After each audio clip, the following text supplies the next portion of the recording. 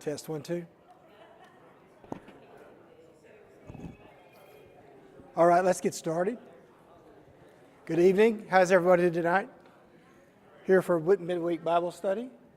All right. Chris is not here. He asked me 2 weeks ago, he said, hey, one of you guys in the booth back there want to cover my lesson for me on the 20th of August. Well, Don Orr sat quiet for a minute, so I said, sure, Chris, I'll take that assignment for you, right? And I'm thinking, it's Psalms. You know, how hard can it be? And to be honest with you, I have probably not prepared as much as I'd like to, because I think I oversimplified what I was going to speak to you about tonight. So, you know, in traditional, guys know I'm an engineer. I think like an engineer. I say things like an engineer. So you'll see tonight that I've got, prop number 1. I've got prop number 2. I've got some other printed material. I've got electronic device number 3 and my phone. So obviously, you're probably sitting there thinking, this is very unorganized already. And it is. So I'm going to try to get through the content the best way and the most organized way I can.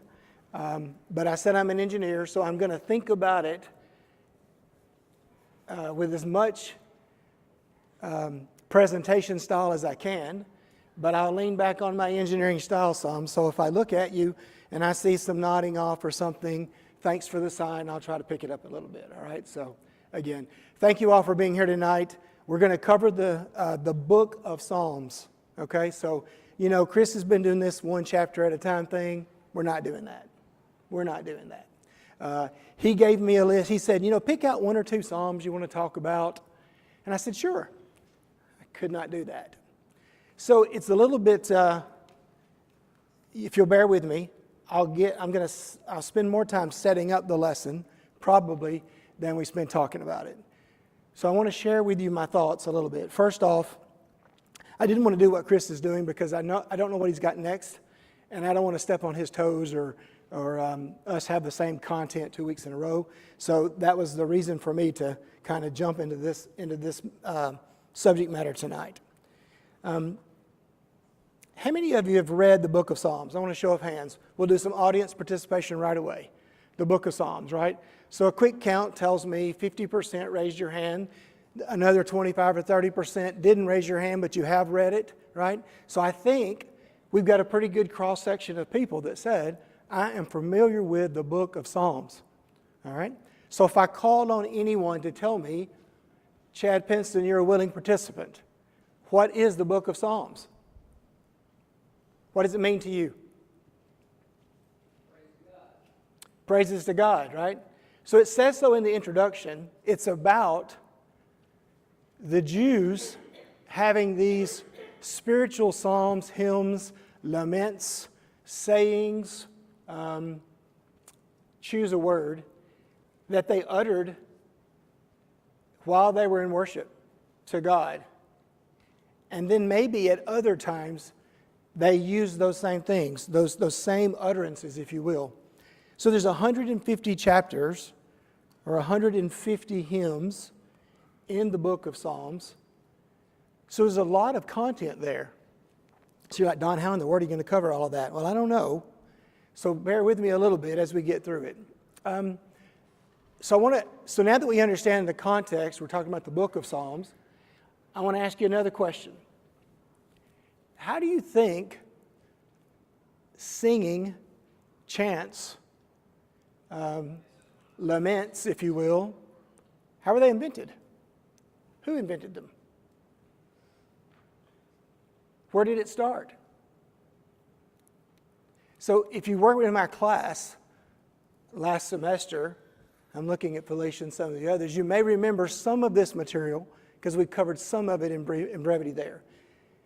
But I think this is an important thing because I don't believe, of course, God created Adam and Eve. They could have came out singing miraculously. They had voice, they had utterance. It's possible. Scriptures doesn't really tell us this. So a lot of what I'm saying here is a little bit presumptuous on my part. But if you'll bear with me, I think where we'll go with this, I want to challenge your thinking a little bit and then maybe tie it back into, for our faith, why is singing so important to us? So if I said, what is the earliest context of singing that you've ever read about? Have you ever researched that? Have you ever taken out your trusty Google device and said, who was the first person that was a singer? You know, sometimes our frame of reference about things in life, inventions, modern day technology, is bookended by what we can remember, okay? It depends on your age, 10 years, 100 years, depending on how you remember things, right? How many of you can remember in this room before TVs existed in everyone's home? Some of you. How many of you can remember not having a smart device? So in context, we all have different frames of references. But when we're talking about singing, what's the first reference you have of singing? For me, singing was, as a youngster, I won't know how old that is really, I can remember my mother singing in the kitchen. She could be cooking, she could be cleaning, whatever. She was by herself doing her own thing. It was modern day earbuds, right, going on or in that time. So she was singing. And I grew up around a family that sang. When we got together for events and those kind of things, singing was happening. And a lot of those songs were religious. And so singing, I think, has been a part of our lives, no matter how old you are, what generation you come from, probably from the earliest memories you have as a person. But where did singing start? Why was it so important that an entire book in the inspired word is about singing? I still don't think it just happened by happenstance. So let's think about it in a different context. I'm a part of the creation. I'm a part of early civilization as God created it. Whether I'm Adam or whether I'm Eve or whether I'm one of the early generations, was I born being able to speak and articulate thought? Again, the challenge is there, right? How do you think about singing? How did it evolve from having no communication skills, potentially? The Bible doesn't really tell us how Adam and Eve were created in terms of their skill set to communicate. How did they communicate with one another? We don't know. But if animals were there, we know they were shortly thereafter because Genesis tells us that. Then we could assume that birds were singing. Whatever wild animals there were around them had a communication style. It was not developed. So when I ask you, where did it start from? That's where my reference is. So how did we evolve, for lack of a better term, from not having a communication skill set to evolving into where singing is referenced in an entire in an entire book in the Old Testament, and there are many references to it throughout the New Testament. It is something we're expected to do. I've never been to a church service where there wasn't singing. Whether it's denomination, whether it's congregation, anything.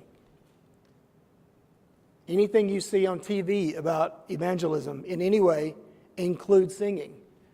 Mission work in foreign fields. You can pick up the melody of the song, but you may not understand the language, but there's always singing. It's important. Right? It's important. I want to read something to you. Bear with me just a little bit. I don't like reading a lot of notes, but I think this is really important. So I found today, this was copyrighted in 1990, Lawrence University in Appleton, Wisconsin, has this paper written about human voice and singing. So I'll read excerpts from it for just a second, so bear with me a minute. So just as a quote, prehistoric vocalism. In the beginning was the voice. Voice is sounding breath, the audible sign of life. So that's how this article starts. So what I'm trying to express to you tonight is, I think that's a perfect written statement from where I wanted to start with, and that is, it was an audible expression of breath. It could have been a grunt. It could have been mimicking a bird, the buzzing of a bee, a lion roar. I do not believe for a second that singing in its infancy and its origination started with the book of praises, with lyrical sheets and all the lyrics and all the music notes and all those things, right? It didn't start that way. But over time it evolved. It evolved even in early times of creation. Yes, it had to have. But at some point in that evolution of communication, words, singing became something that was so important, just to early people in general, that it occupies an entire book within the Scriptures, Old Testament. There's more things we could talk about here about, the specific Psalms, chapter by chapter, and the musical instruments that's referenced and those kind of things, and that is not at all what my subject is about tonight. So I don't want us to go there. But I do want you to think about, as we apply singing in our worship, how should we use this style of worship so that we have a better appreciation of what the Bible is clearly telling us is super important? One more show of hands. Sorry. I'm going to start. How many of you like to sing okay, but maybe it's not the most important thing, or maybe it's not the most enjoyable thing you do? Put you on the spot. I'll start with mine. How many of you will sing? You may enjoy singing as a part of worship. Yes, I got you. So I'm asking you to tell on yourself a little bit. You really don't enjoy singing that much. Like, okay, I'll give you an example. You're driving down the road and you're listening to Fox News instead of the local radio station. That's me, right? I could live through my life and not sing. It's not something for me that's super enjoyable. I don't think I do it well. If you've been around my wife, you know that she does it very well. And there's many of you in the church that do it very well. And so in contrast in styles there of communication, someone who does something very well, they're usually very good at it. They practice it. They think about it. It's something that they are intentful about. And for those of you who don't enjoy doing something, then you might not be as good at it because it just doesn't challenge you. You don't think about it that way. And I think within the church, we have both kinds of people. We probably even have a middle of the ground group, right? That you like it, it's great, take it or leave it. But I think for us, as we talk about this subject material tonight, we're expected to sing. We're expected to make melody in our heart. And so how can we do it well? So I want to continue on with this writing here. Men sang out their feelings long before they were able to speak their thoughts. Again, this is a written article by a man like me or like you, right? So it's strongly opinion-based, okay? Just keep that in reference. But of course, we must not imagine that singing means exactly the same thing here as in a modern concert hall. When we say that speech originated in song, What we mean is merely that our comparatively monotonous spoken language and our highly developed vocal music are differentiations of primitive utterances, which had more in them of the latter than the former. Those utterances were at first like the singing of the birds, or the roaring of animals, or the crooning of babies, something that could be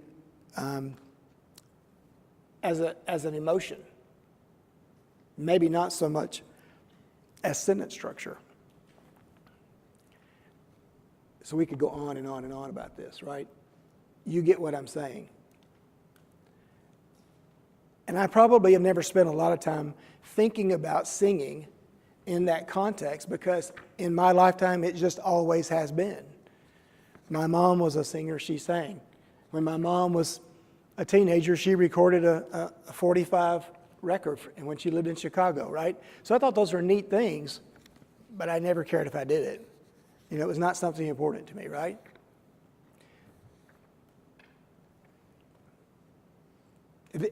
Am I the only one that could say it ever crossed your mind to think about it in these terms? I told you when I started, I'm an engineer, right? So my brain works a little bit differently, right? So for us to think about this just a little bit longer, we don't really know how singing evolved into what it is today for us. We don't know.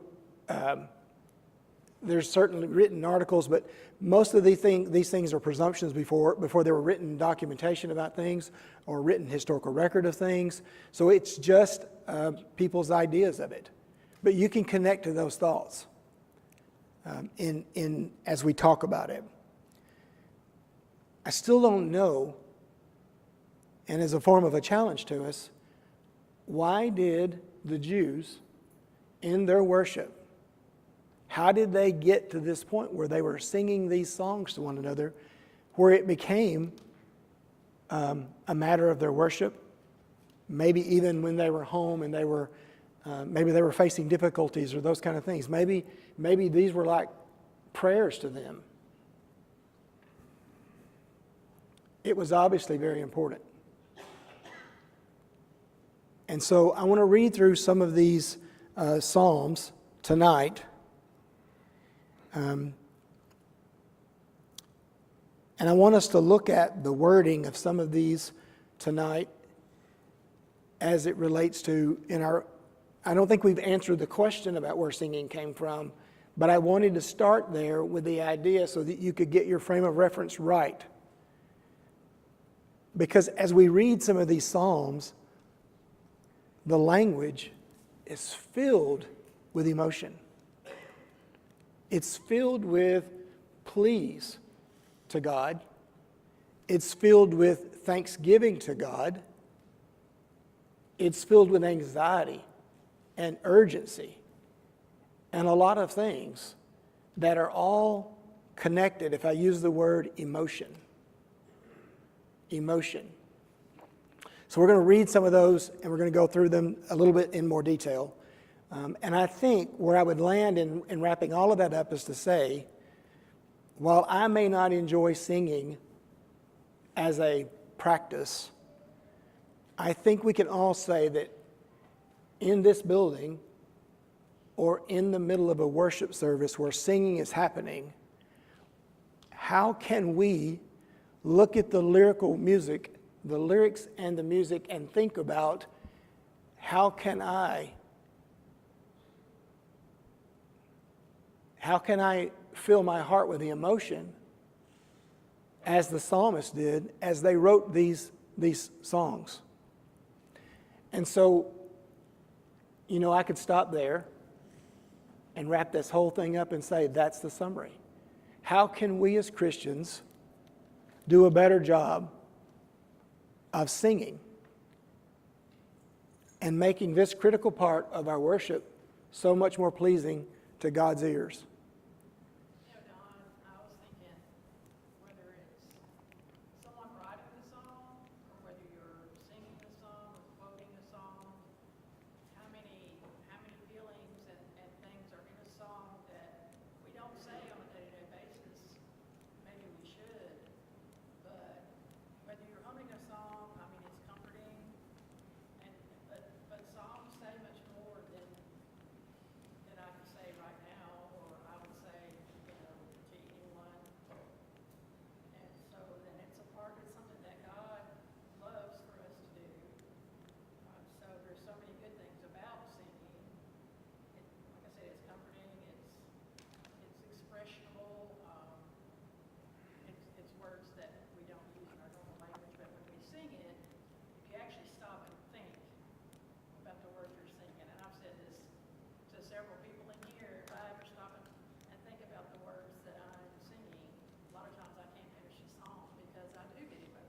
Yeah. I'm thinking about who I'm singing to, and I'm thinking about what I'm saying. Caroline, that's exactly the expression that I think about as well.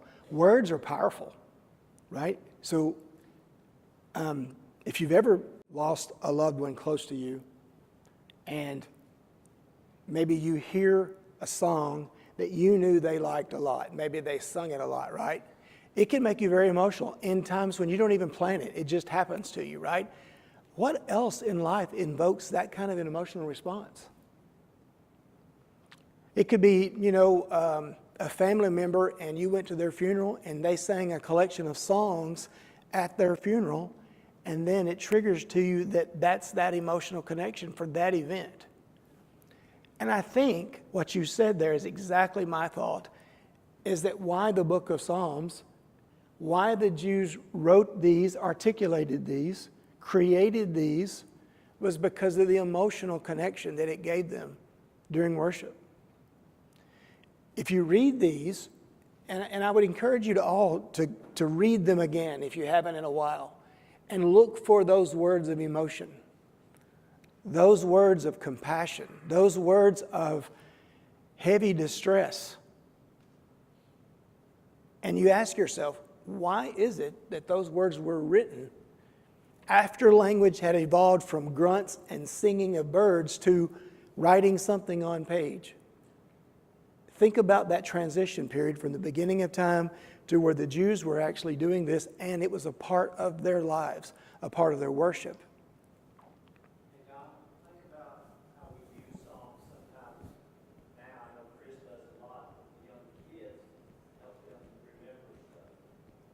And so perhaps that was a part of things as well, because they didn't all have a copy of the Bible. That's right.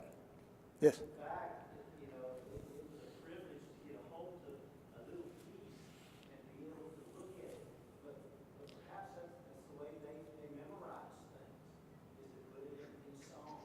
And I've never really thought about the evolution of song or music, but I like to think that, the angels have always sang and praised.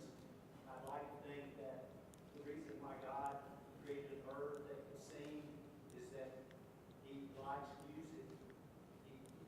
And so I'd like to think that the evolution was all the way back to the very beginning.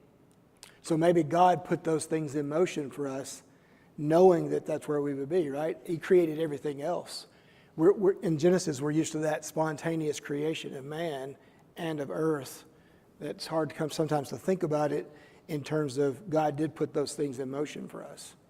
But music, song, like was mentioned there, I think for me, it definitely brings emotion.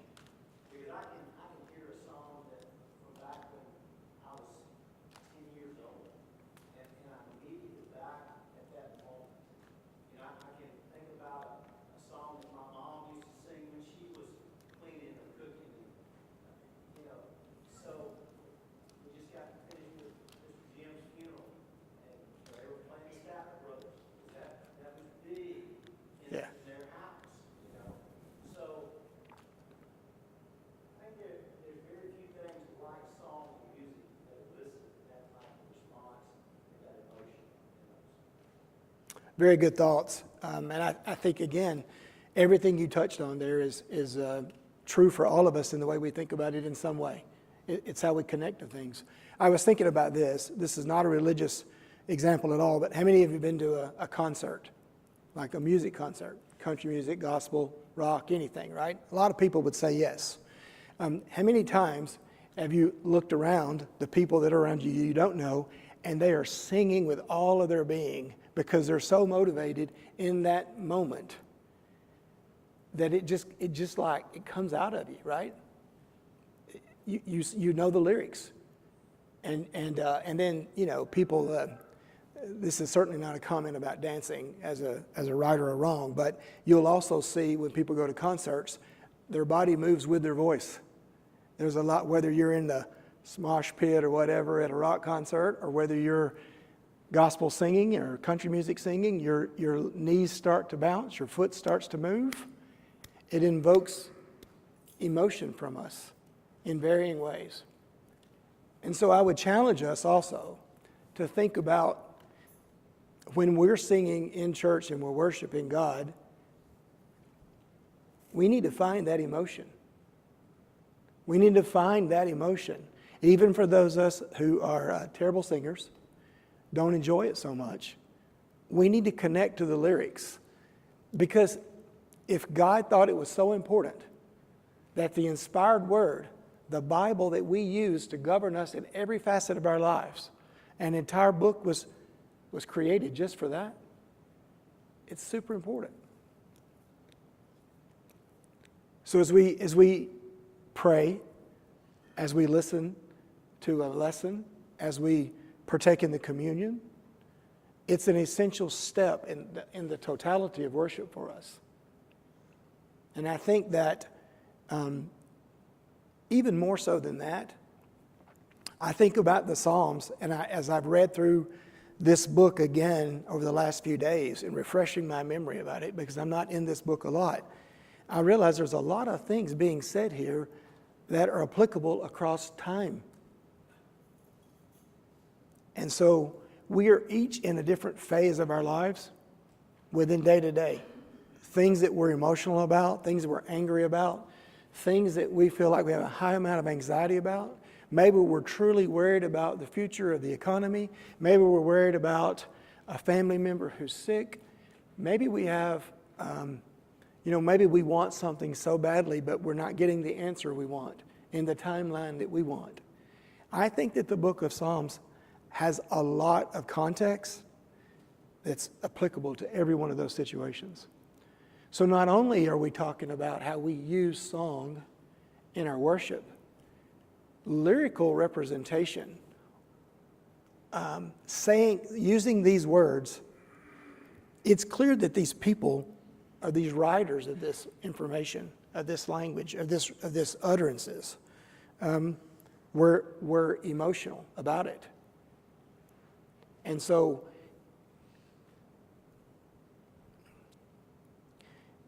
I can't write music. I don't write songs. I don't even know how the process goes, to be honest with you. But I think about people who do this, who write songs, who are able to take thoughts that they have and write it out on paper in such an organized way that it articulates some emotional thought.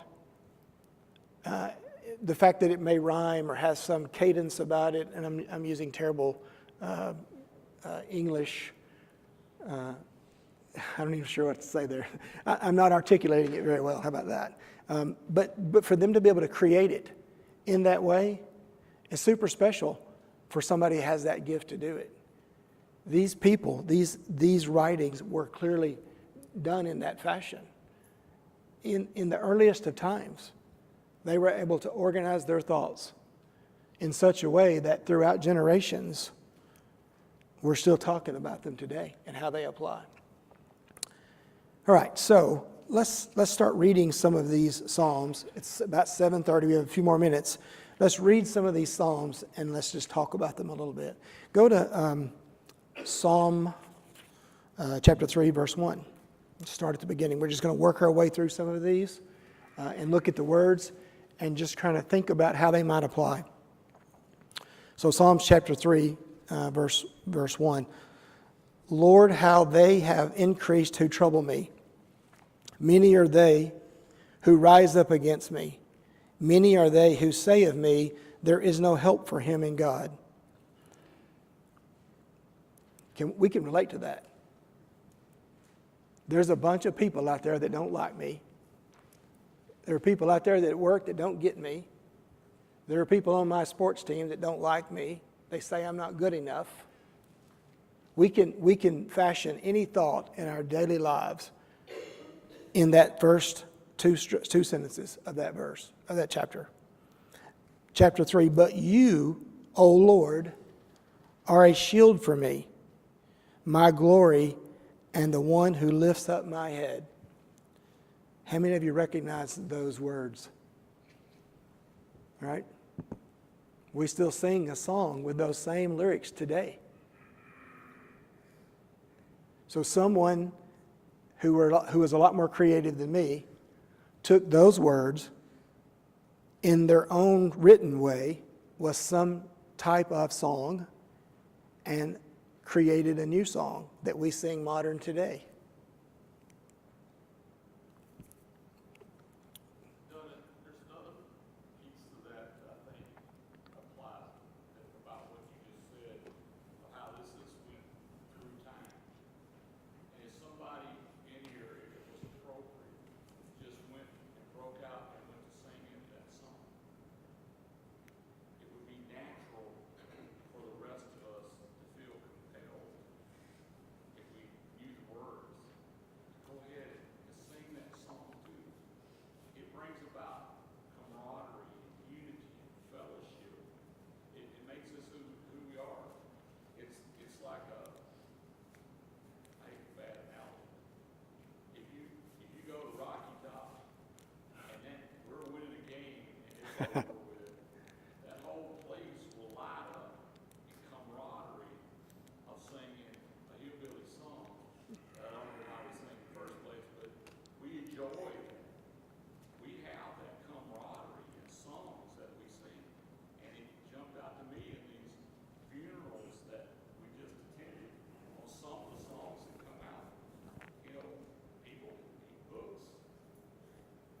It makes people feel things, and we know it. We feel it toward one another. That's who we are. That's what we do. We sing these songs of God.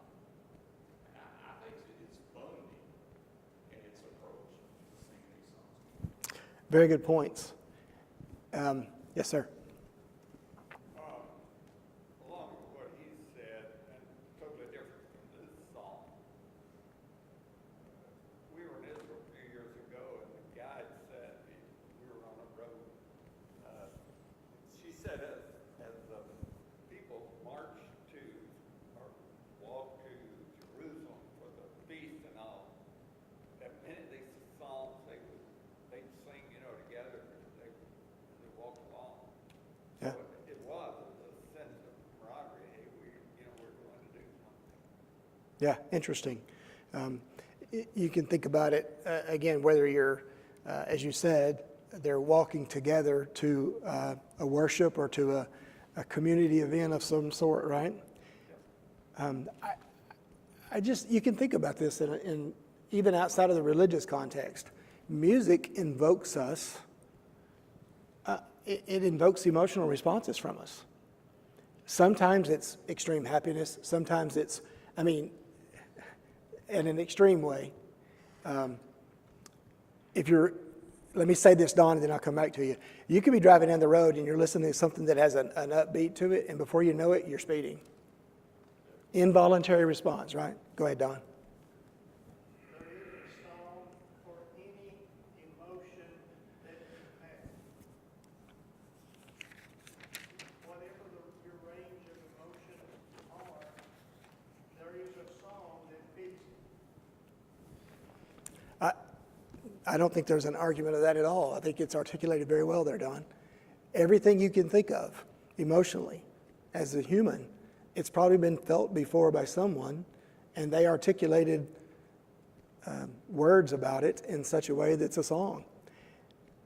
It's just in everyday walks of life, right? You can see people walking down the street. You see people on the airplane. They've got earbuds in or AirPods or whatever, and they're singing. They're listening, right? They're in a zone where they want to be. So I guess I'm just thinking about it in terms of the reason why we sing in worship is supposed to do that for us, and it does. Yeah. I think you kind of hit on a little bit right there, but I'm going to kind of flip it on its head and say that I don't think that songs evoke emotion, but rather that emotion evokes song. And what I mean by that is the most powerful thing that we have, whether we want to admit it or not, is the written word. Because when we write something, we don't have to vocalize it, and for us that's easier. So that's why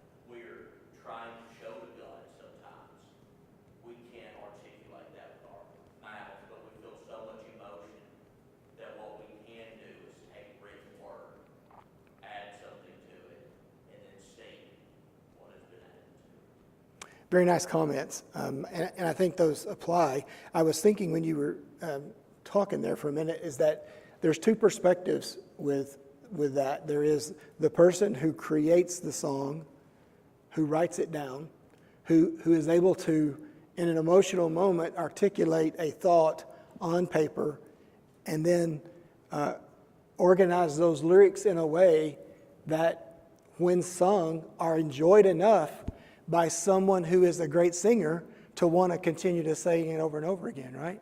So in these cases, someone was able to create it.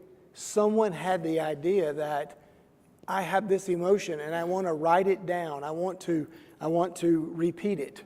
And then it became something that they were singing to others, and then it caught on, right? And all songs are that way today. A new artist will release a song on the radio. We hear it once or twice, and we like the tune, we like the beat, then we start singing it, and then it becomes, we know the lyrics about it, right? And it becomes something very quickly to us, usually. By the time we hear the song the second time, we're Googling the lyrics so that we can memorize them. And I think that's exactly what's happened through time. And I think that's also what the scriptures are saying. These individuals, these people in this time, that's how it evolved for them as well. You know, the scriptures tell us a lot of things about the thou shalt nots, words that are instructional in nature. But the lyrics of music, as it relates to how we worship, is something that we can create through our own emotional response to situations. That's what these songs here are. Individuals' thoughts about an emotional response to a situation. So it gives us, I think this gives us a free amount of, or a little bit of leadway with our emotional connection to God and how we say things, how we articulate things. I think singing is underappreciated in our worship. I think sometimes we tend to, because we often know them by heart, we don't have to open the book up. We've done them through repetition. But in that repetition, sometimes we lose contextual importance. So,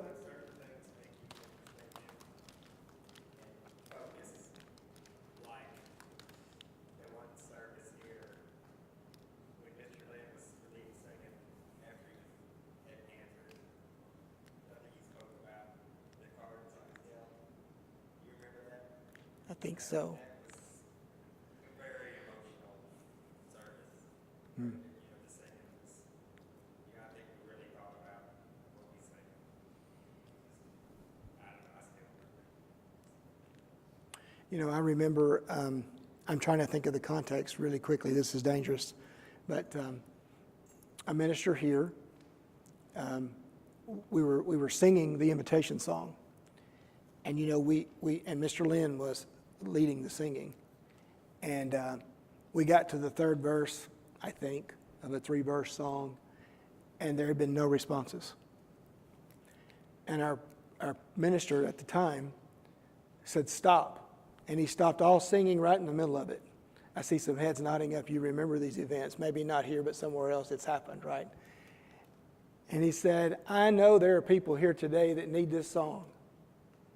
I'm putting in some Don words here, okay, so bear with me.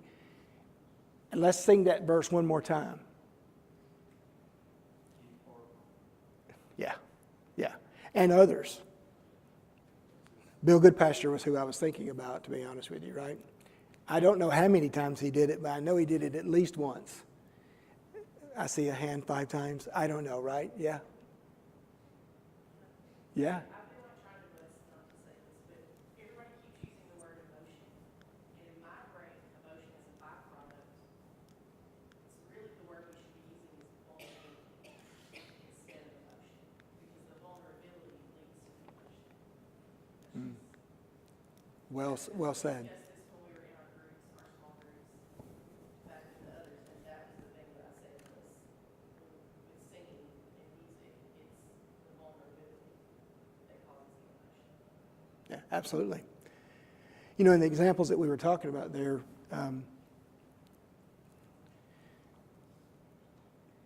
we sung those 3 verses, and it felt like that maybe we weren't emotionally connected to the words and the lyrics and the moment until, in this case, Brother Goodpasture started saying, hey, people, wake up. Listen to me. Listen to the words we're singing. Think about them. And I think we sung that last verse 3 more times.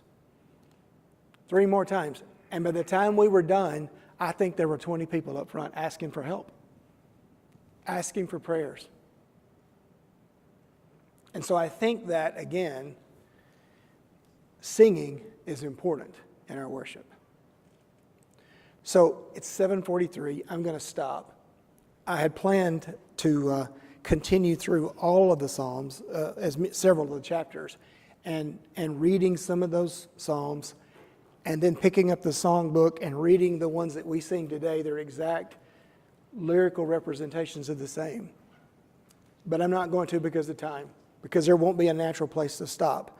But I would tell you, I would ask you to do that, to go home and to think about that, and to think about the lyrics of songs that we're singing today. Read Psalms all over again and look at those words there, and to figure out how you can connect to those lyrics as it's appropriate for you. It might not be today. You may be feeling very, very good about yourself, and you may be wanting to thank God for everything He's done for you. There is a psalm there that does that for you. So use those words in the scriptures to find those emotions that you need for the day or that you're experiencing for the day, and internalize it, right? And maybe that helps us when we are worshiping God and we do sing these songs, to take us to a place where we are vulnerable, where we are emotional. Okay, that's it. Thank you for participating. I appreciate it. Yeah. Thanks.